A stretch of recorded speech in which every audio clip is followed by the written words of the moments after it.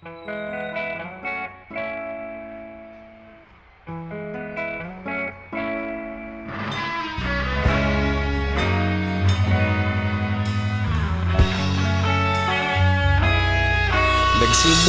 ang lahat sa eskwela, nagsama-samang 12 sa kalokohan at sa tuksuhan, hindi maawat sa isa't isa. Madalas ang standby sa cafeteria, isang barkada na kay saya. Laging may hawak-hawak na gitara, konting udyok lamang kakanta na.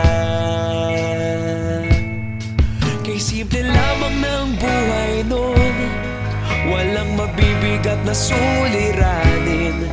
Problema lamang laging kulang ang datong. Sana napunta ang panahon?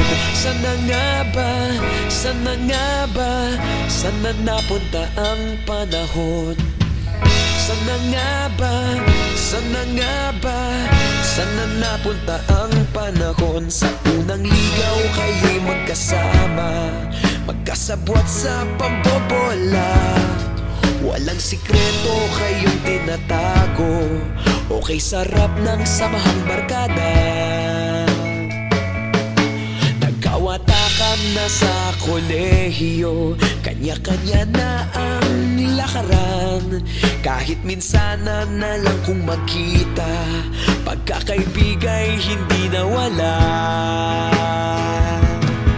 At kung saan na napadpad ang ilan, sa dating eskwela meron din naiwan. Meron pa ng mga ilang nawala na lang, nakakamiss ang dating samahan. Sana nga ba? Sana nga ba? Sana nga bang barkada ngayon? Sana nga ba? Sana nga ba? Sana nga bang barkada ngayon?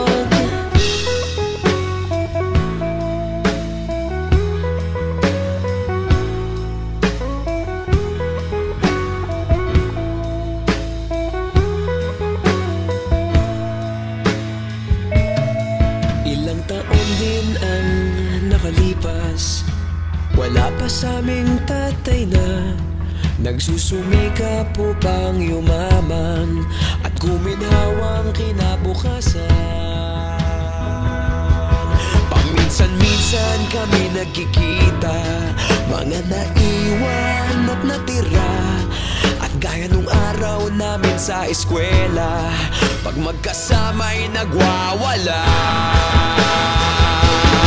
Napakahirap malimutan ang saya ng aming samahan.